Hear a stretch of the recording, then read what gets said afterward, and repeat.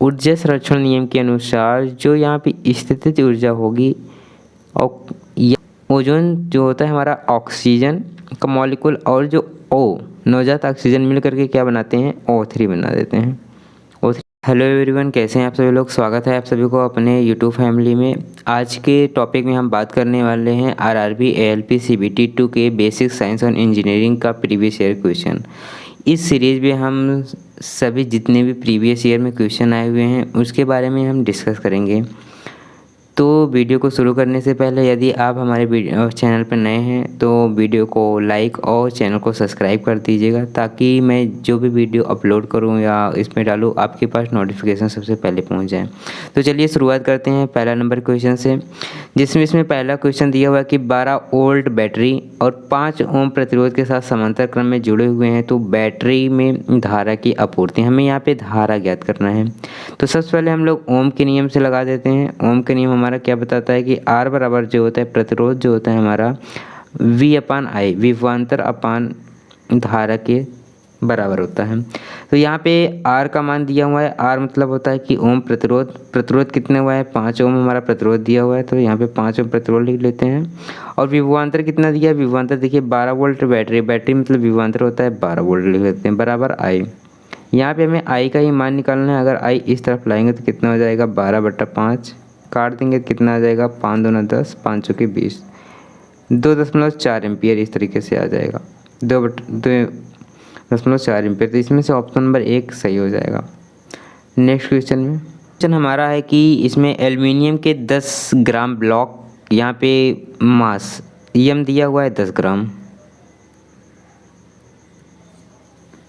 और यहाँ पे विशिष्ट ऊष्मा दिया हुआ है। विशिष्ट ऊष्मा कितना दिया हुआ है, विशिष्ट ऊष्मा दिया हुआ है 900 जूल प्रति किग्रा केल्विन में कितनी ऊष्मा की स्थानांतरित, ऊष्मा क्या होता है इसमें Q बराबर हमें निकालना होता है, Q इतना क्या आएगा कि ताकि तापमान में कितना वृद्धि हो जाए, T बराबर जो दिया है डेल्टा T, यहाँ पे डेल्टा T दिया हुआ है 10 डिग्री सेल्सियस वृद्धि। तो हम लोग जानते हैं Q बराबर MC डेल्टा T से यहाँ से निकालेंगे ऊष्मा, Q बराबर क्या होता है MC डेल्टा T, यहाँ से निकाल लेंगे। Q हमारा दिया हुआ है कितना, 100 ग्राम, 100 ग्राम यहाँ पे है 100 ग्राम, बट हमें यहाँ पे किग्रा बनाना है तो 1000 से क्या करेंगे डिवाइड कर देंगे इनटू, यहाँ पे एक C का मान कितना दिया उतना रख देंगे, C का मान हमारा 900 दिया हुआ है, इनटू करेंगे और टेम्परेचर में डेल्टा T में 10। अगर हम काटेंगे तो 1 2 3 0 3 0 हमारा कट जाएगा, तो कितना बन के आ जाएगा 900 जूल। तो यहाँ पे कितना ऊष्मा स्थानांतरित हो रही है, कितना ऊष्मा स्थानांतरित हो रही है 900 जूल। इसमें से ऑप्शन नंबर 2 सही हो जाएगा।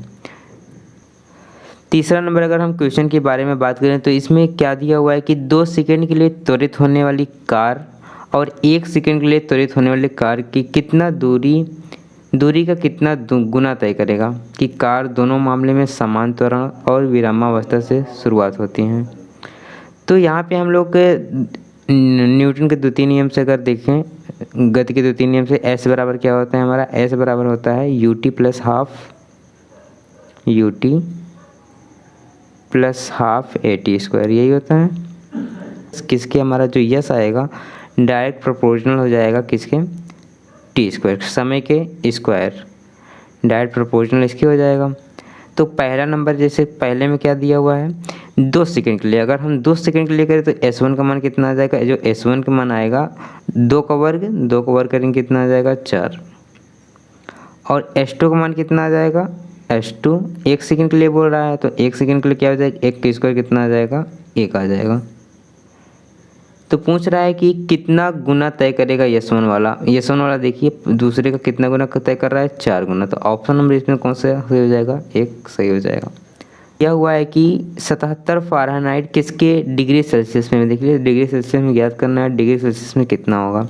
तो डिग्री सेल्सियस के लिए ज्ञात करने के लिए हमारा फार्मूला क्या होता है, जो C डिग्री सेल्सियस C/5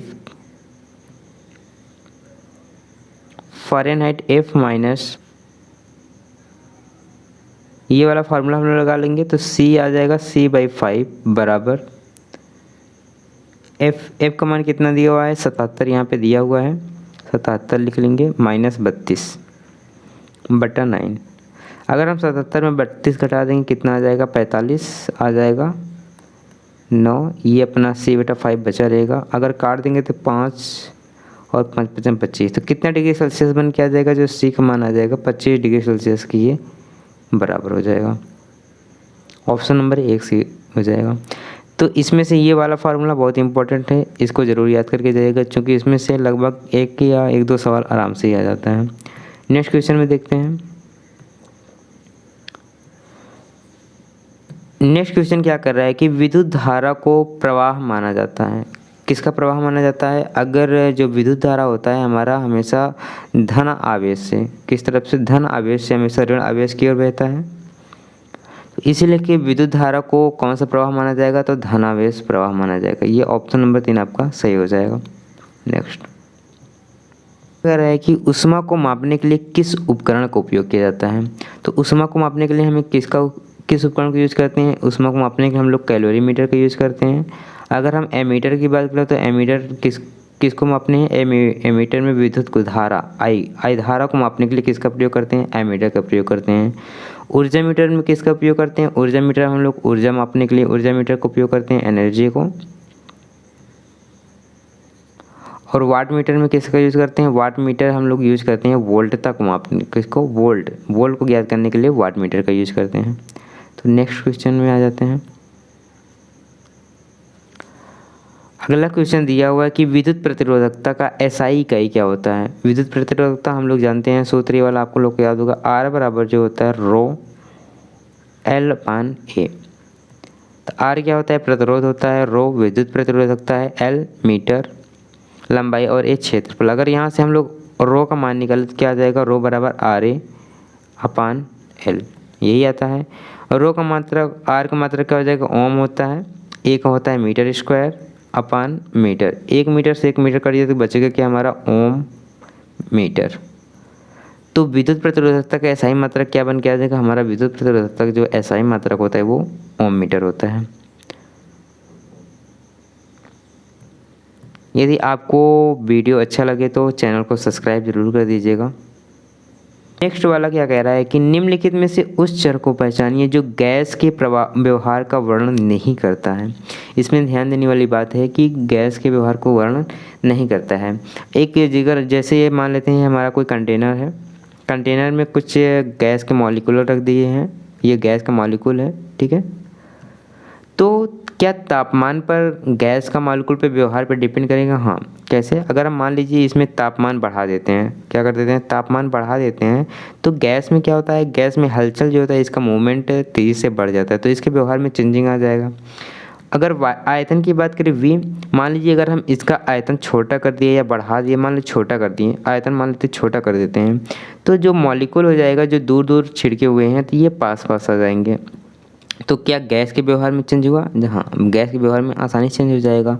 और उसी प्रकार अगर हम दाब की बात करें, प्रेशर, अगर प्रेशर को बढ़ा दिया घटा दें, अगर मान लीजिए हम प्रेशर बढ़ा देते हैं तो ये जो ये गैस का मॉलिक्यूल है और पास पास से इकट्ठे हो जाएंगे, और अगर बढ़ा देते हैं, कम कर देते हैं, गैस दूर दूर हो जाते हैं। तो इसमें क्या होता है कि प्रभावित कर रहे हैं, तापमान भी प्रभावित कर रहा है, आयतन भी प्रभावित कर रहा है और दाब भी प्रभावित कर रहा है, लेकिन हमारा जो समय है वो गैस के व्यवहार में कोई परिवर्तन नहीं करता। तो ऑप्शन नंबर 4 हमारा क्या हो जाएगा? सही हो जाएगा। नेक्स्ट नंबर, अगला क्वेश्चन क्या है कि 100 ग्राम गेंद को 70 मीटर ऊंचाई, मान लेते हैं ये 70 ऊंचाई कोई इमारत है और यहाँ पे कोई 100 ग्राम का वेट रखा हुआ है, यहाँ पे क्या 100 ग्राम का कोई वेट रखा हुआ है, तो इमारत के शीर्ष पर रखा जाता है। गेंद की स्थितिज ऊर्जा मतलब यहाँ पर ऊपर रखने में जो उसमें संचित हो रही स्थिति कारण उसमें स्थितिज ऊर्जा बोलते हैं। तो स्थितिज ऊर्जा का फार्मूला क्या होता है? U बराबर mgh। U बराबर क्या होता है हमारा? mgh। ये हमारा होता है mgh। m का मान यहाँ पे कितना दिया हुआ है? यहाँ पे देखिए ग्राम में दिया हुआ है 100 ग्राम। ग्राम को हम लोग केजी में बना लेंगे, 100 को केजी में बनाने के लिए 1000 से डिवाइड कर देंगे, इंटू जी का मान कितना होता है? जी का मान यहाँ पे 10 ले लेंगे हम लोग, और एच का मान कितना दिया हुआ है? एच का मान दिया हुआ है 70 मीटर। अगर हम इसको काट देंगे तो ये पूरा कट जाएगा, कितना जूल आ जाएगा? 70 जूल हमारा इसका स्थितिज ऊर्जा। ऑप्शन नंबर 1 सही हो जाएगा। आई होप आपको ये समझ में आया होगा। ये भी फार्मूला, ये हमारा स्थितिज ऊर्जा का फार्मूला होगा। और काइनेटिक एनर्जी की अगर हम बारे में बात करें, गतिज ऊर्जा, तो फार्मूला क्या होता है? काइनेटिक ऊर्जा ½ वी स्क्वायर। ये हमारा कौन सी ऊर्जा होता है, ये होता है हमारा काइनेटिक एनर्जी। नेक्स्ट क्वेश्चन में आ जाते हैं। इसमें दिया हुआ है कि यदि किसी इकाई में एक या एक से अधिक गतिमान पुर्जे हैं तो गतिमान पुर्जों की चरम स्थितियों को किससे दर्शाया जाता है? क्या सतत तरंगी रेखा से दर्शाया जाता है? नहीं, इसे तो नहीं दर्शाया जाता है। क्या सतत मोटी रेखा से दर्शाया जाता है? नहीं। सतत मोटी रेखा से क्या होती है कि जैसे हम किसी भी स्ट्रक्चर बनाते हैं ड्राइंग बोर्ड पर, इसके आउटलाइन को बनाने को, जो भी इसका आउटलाइन होता है, आउटलाइन को किससे बनाया जाए? सतत मोटी रेखा से बनाया जाता है। क्या सतत पतली रेखाएं होती हैं? नहीं। सतत पतली रेखाओं का यूज कहाँ पे किया जाता है? सतत पतली रेखा जैसे हम लोग एक्सटेंशन खींचते हैं या माप बनाते हैं, तो उस माप को बनाने के लिए सतत पतली रेखाओं का यूज किया जाता है। लेकिन इसमें गतिमान पुर्जों को दर्शाने के लिए किसका यूज किया जाता है? गतिमान पुर्जों को दर्शाने के लिए लंबित डैश 2 बिंदु वाली संकीर्ण रेखाओं का हम लोग यूज करते हैं। तो ऑप्शन नंबर हमारा 2 इसमें सही हो जाएगा। कैसे? ऐसे, इस तरीके का। नेक्स्ट क्वेश्चन में आ जाते हैं। तो नेक्स्ट क्वेश्चन क्या कह रहा है कि वायुमंडल की उच्च स्तर पर ओजोन अणु का किसका उत्पाद होता है? क्या हाइड्रोजन के कार्यकारी यूवी होता है? नहीं। तो सबसे पहले हम लोग यहाँ पे देखते हैं कैसे कि जो हमारा ओजोन होता है वो O3 होता है। ओजोन क्या होता है? हमारा O3 होता है। किससे मिलकर बनता है? फिर बना देते हैं। तो क्या यह हीलियम से बनता है? नहीं। ऑक्सीजन से बनता है? हाँ। ऑक्सीजन पर कार्यकारी यूवी विकिरण के कारण जो हमारा ओजोन होता है वो बन जाता है। ठीक है, चलिए नेक्स्ट में आ जाते हैं। हमारा कह रहा है कि बीम को उत्तोलक में रखने के लिए बेयरिंग या अन्य उपकरणों की आवश्यकता होती है। किस बीम में? अगर क्या प्रथम श्रेणी और तृतीय श्रेणी में होता है? नहीं, इसमें तो नहीं होता है भाई। जैसे अगर हम प्रथम श्रेणी उत्तोलक की बात करें तो प्रथम श्रेणी में क्या होता है? प्रथम श्रेणी में जो फलक्रम होता है वो बीच में होता है। फलक्रम क्या होता है? बीच में होता है। या तो लोड यहाँ पे हो सकता है, लोड, या यहाँ पे प्रयास, इफेक्ट। अगर हम द्वितीय में बात करें तो द्वितीय में हमारा क्या होता है? लोड बीच में होता है। द्वितीय में क्या होता है? लोड बीच में होता है। फलक्रम और आयास यहाँ पे होता है एक फुल। अगर हम तृतीय श्रेणी के बारे में बात करें तो तृतीय श्रेणी में क्या होता है? हमारा जो आयास होता है वो बीच में होता है। आयास क्या होता है? बीच में होता है। किनारे पे क्या होता है? बियरिंग होता है। और ये क्या होता है? यहाँ पे लोड आ जाता है। ये हमारा तृतीय श्रेणी में हो गया। तो बियरिंग की आवश्यकता किस में होती है? हम लोग अगर बियरिंग देखें तो 1 और 2 में किसी बियरिंग की आवश्यकता नहीं, इसमें तो नहीं होता है। द्वितीय श्रेणी में किसी भी प्रकार की बियरिंग की आवश्यकता नहीं होती है, लेकिन हाँ तृतीय श्रेणी के लिए हमें बियरिंग की आवश्यकता पड़ती है। नेक्स्ट क्वेश्चन की अगर हम बात करें तो इसमें दिया हुआ कि जब आप एक ब्रिटिश इंच को एसआई में परिवर्तित करते हैं तो कितना सेमी बन जाता है? हम लोग को पता है कि 1 इंच कितने सेमी के बराबर होता है? जो 1 इंच होता है हम लोग का 1 इंच 2.54 सेमी के बराबर होता है। ये कुछ कन्वर्जन होता है जो आप लोग को याद करना बहुत ज़रूरी होता है। 1 मीटर की अगर बात करें तो कितना सेंटीमीटर होता है? 1 मीटर में हमारा आता है 100 सेंटीमीटर। 1 मीटर में 100 सेंटीमीटर होता है। और 1 किलोमीटर की अगर हम बात करें तो 1 किलोमीटर में कितना होता है? 1 किलोमीटर जो होता है हमारा 1000 मीटर के बराबर होता है। कुछ कन्वर्जन आपको याद रखना होगा। जैसे 1 माइक्रोन की बात करें तो कितना होता है? 10⁻⁻6 मीटर होता है। और अगर 1 एंगस्ट्रॉन की बात करें तो कितना होता है? 10⁻10 मीटर की बात होता है।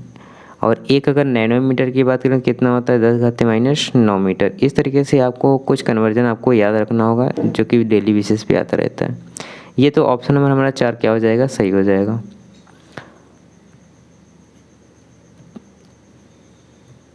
नेक्स्ट क्वेश्चन में आ जाते हैं। हमारा दिया हुआ है जैसे 50.2 वाट प्रति मीटर केल्विन तापीय चालकता वाली एक इस्पात का क्षेत्रफल दिया हुआ है 0.02 मीटर स्क्वायर और लंबाई 15 सेमी है।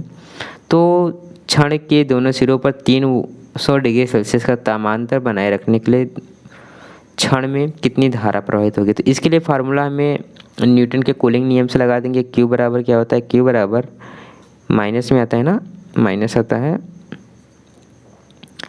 KA delta T/L। ये हमारा फार्मूला होता है। K क्या होता है? K इसमें आता है तापीय चालकता जो कि दिया हुआ है 50.2।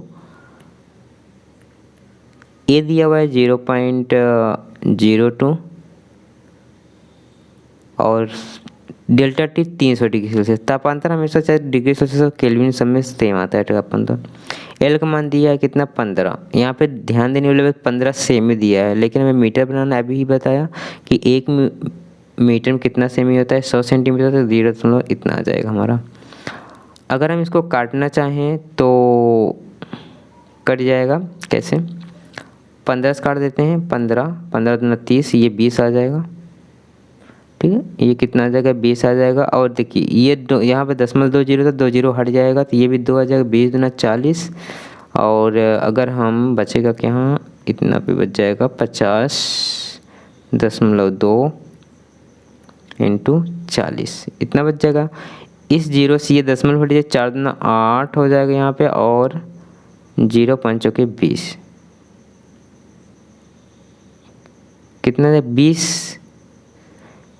तो यहाँ पे देखिए सब में किलो लगाना है, किलो जूल प्रति सेकंड दिया तो क्या हो जाएगा, अगर किलो जूल प्रति सेकंड निकालना लगभग 2.008 इतना किलो जूल प्रति सेकंड लगभग आएगा। तो ऑप्शन नंबर हमारा कौन सा हो जाएगा, ऑप्शन नंबर 1 सही आंसर हो जाएगा। आई होप आपको समझ में आया होगा। ये भी क्वेश्चन, ये भी जो हमारा फार्मूला है बहुत ही ज़्यादा इंपॉर्टेंट फार्मूला है, इस पर क्वेश्चन लगातार बनता रहता है। तो चलिए नेक्स्ट क्वेश्चन में आते हैं। नेक्स्ट क्वेश्चन क्या दिया हुआ कि 0.5 की गेंद को 20 मीटर ऊंचे भवन के शिखर से छोड़ा जाता है, जमीन में टकराने से पहले इसकी गतिज ऊर्जा क्या होगी। अगर हम आपको बता दें तो गतिज ऊर्जा का पहला फार्मूला तो क्या होता है, गतिज ऊर्जा का जो होता है हाफ mv² होता है। ये तो हमारा गतिज ऊर्जा हो गया, ये इंटू में रहेगा हाफ mv²। ठीक है, लेकिन यहाँ पे v तो दिया नहीं है, लेकिन यहाँ पे हम लोग यूज करेंगे ये वाला u बराबर mgh। क्यों, क्योंकि ऊर्जा संरक्षण नियम के अनुसार जो यहाँ पे स्थितिज ऊर्जा होगी और यहाँ पे आते समय यही जो स्थितिज ऊर्जा होगी किस में बदल जाएगी, यही हमारी स्थितिज ऊर्जा जो होती है गतिज ऊर्जा में परिवर्तित हो जाती है। ठीक है, चूँकि ऊर्जा हमेशा संरक्षित रहती है, कंजर्व रहती है, इसलिए जो हमारा यहाँ पे स्थितिज ऊर्जा है वही किस में परिवर्तित हो जाएगी, काइनेटिक एनर्जी में। तो यहाँ पे हम लोग काइनेटिक एनर्जी निकालेंगे यू की इस वाले फार्मूले से। तो यम का मान कितना दिया हुआ है 0.5 दिया हुआ है। जी का मान यहाँ पे दिया हुआ है 10 मीटर पर सेकंड लेना है। एच का मान दिया है कितना 20। अगर इसका मल्टीपल कर देंगे तो कितना हो जाएगा 20 पंजे 100, लगभग कितना, लगभग नहीं 100 जूल कितना आ जाएगा। तो हमारा जो यहाँ पे काइनेटिक एनर्जी बन के आ जाएगी कितना आ जाएगा, हमारा काइनेटिक एनर्जी 100 जूल बन के आ जाएगा। आई होप आपको समझ में आया होगा। ये थोड़ा सा ध्यान देने वाली बात है कि जब भी ऐसा क्वेश्चन पूछेगा जिसमें वी नहीं दिया हुआ है तो यू बराबर mgh के फार्मूले से काइनेटिक एनर्जी आसानी से निकाला जा सकता है जब इस स्थिति में हो। तो चलिए नेक्स्ट क्वेश्चन में आ जाते हैं कि दिया हुआ है कि विद्युत प्रवाह के सतत और संवृत पथ को क्या कहा जाता है। जैसे ये विद्युत है, कोई प्रवाह हो रहा है, इसमें कोई बंद लूप बना देते हैं, तो यहाँ पे कुछ लगा हुआ है इस तरीके से ओम लगा दिए हैं, तो इसे क्या बोला जाता है, क्या विद्युत परिपथ, शॉर्ट सर्किट नहीं, शॉर्ट सर्किट तो ये होता नहीं है शॉर्ट सर्किट। चुंबकीय परिपथ तो बनाएगा नहीं। संधि क्या होता है, जहाँ पे जैसे ये धारा हुआ है, ये धारा आके यहाँ पे मिल गई, इसे क्या बोल देते हैं, संधि बोल देते हैं। तो ये क्या होता है कि जो विद्युत प्रवाह के सतत और संवृत पथ को विद्युत परिपथ बोला जाता है, तो क्या बोलते हैं इसे, विद्युत परिपथ। नेक्स्ट में नियंत्रित किए जाने वाले प्रतिरोध और लगाए गए आयास के अनुपात को किस रूप में जाना जाता है। तो ये हमारा लीवर से है, तो इसे किस नाम से जाना जाता है, यांत्रिक लाभ। यांत्रिक लाभ क्या होता है, मैकेनिकल एडवांटेज, जिसे बोलते हैं यांत्रिक लाभ होता है भार बटा आयास। भार बटा आयास ये होता है यांत्रिक लाभ। तो यहाँ पे वही कहा गया कि नियंत्रित प्रतिरोध और लगाए गए आयास के अनुपात को क्या बोलते हैं, यांत्रिक लाभ। एक होता है वेलोसिटी रेशियो, वेगानुपात, उसमें क्या होता है आयास द्वारा चली गई दूरी अपान भार दूरी तक चली गई दूरी के अनुपात को क्या बोला जाता है, वेलोसिटी रेशियो। कुछ फार्मूला जो है यहाँ पे लिख दे रहे हैं वो बहुत ज़्यादा इंपॉर्टेंट होता है। और एक इफ़िशियंसी पूछ लेता है। इफ़िशियंसी क्या होता है, एफिशिएंसी होता है मैकेनिकल एडवांटेज मतलब अपान मैकेनिकल एडवांटेज बटा यांत्रिक लाभ अपान वेलोसिटी रेशियो। ये 3 फार्मूला हैं, इस पे बहुत सारे क्वेश्चन पूछे जाते हैं, ये याद करने वाली चीज़ है। तो चलिए नेक्स्ट क्वेश्चन में बढ़ते हैं हम लोग। नेक्स्ट वाला क्वेश्चन कह रहा है कि वह भौतिक स्थान जहाँ एक कंप्यूटर जानकारी को स्टोर करता है उसे क्या कहा जाता है? क्या मॉडेम बोलते हैं? नहीं, मॉडेम तो नहीं बोलते हैं। हार्ड डिस्क, वाईफाई नहीं, पॉप नहीं। तो जिसमें कंप्यूटर अपनी जानकारी को स्टोर करता है उसे क्या बोला जाता है? Hard disk. या मेमोरी होता है, जैसे हम लोग कोई पेन ड्राइव ले लिए, पेन ड्राइव में भी डाटा को स्टोर कर सकते हैं, वो भी एक हार्ड डिस्क में मतलब स्टोर करने वाली एक मेमोरी हो जाएगी। इसी प्रकार यहाँ पे हार्ड डिस्क का राइट आंसर हो जाएगा। तो चलिए नेक्स्ट में बढ़ते हैं। नेक्स्ट क्या कह रहा है कि पहचान कीजिए निम्नलिखित में से कौन सा तृतीय श्रेणी का उत्तोलक नहीं है। यहाँ पे क्या बोल रहा है? नहीं है पूछ रहा है। तो क्या चिमटी तृतीय श्रेणी का उत्तोलक होता है? चिमटा कैसे होता है हमारा? ये अगर ऐसे बात करें तो ये हमारा चिमटा हो जाता है। यहाँ पे प्रयास लगा देते हैं, ये हमारा लोड हो जाता है यहाँ पे। तो ये तो तृतीय श्रेणी को हो गया। अभी बताया कि प्रथम श्रेणी क्या होता है? फलक्रम बीच में होता है। द्वितीय श्रेणी में क्या होता है? लोड बीच में होता है। तृतीय श्रेणी में क्या होता है? प्रयास बीच में होता है। तो देखिए यहाँ पे प्रयास लगा रहती है तृतीय श्रेणी को, ये तो हमारा नहीं, ये तो है। ठेला आप लोगों ने देखा होगा कि अगर ये ठेला है, यहाँ पे फलक्रम लगा होता है, यहाँ पे लोड लगा देते हैं और यहाँ से पकड़ के कोई बंदा खींचता है। तो ये तो सेकंड प्रकार के आ जाता है ना। देखिए बीच में जब भी लोड बीच में है कोई, ये किस में कौन सी श्रेणी में आ जाता है? सेकंड श्रेणी में आ जाता है। तो ये इसमें से 2 नंबर ऑप्शन आपका सही हो जाएगा। हॉकी स्टिक की अगर हम बात करें तो हॉकी स्टिक में हमारा किस में आता है? हॉकी स्टिक में हमारा तृतीय में आता है। क्यों? चूँकि हम लोग यहाँ पे प्रयास लगाते हैं। और स्टेपलर भी हमारा कौन से किस में आता है? स्टेपलर में ये जैसे यहाँ पे लोड आता है, हम लोग यहाँ पे प्रयास लगा के दबाते हैं तो इसमें पेंच लग जाता है। तो ये भी हमारा कौन सा जाता है? तृतीय श्रेणी में जाता है। तो ऑप्शन नंबर इसमें से 2 राइट आंसर हो जाएगा।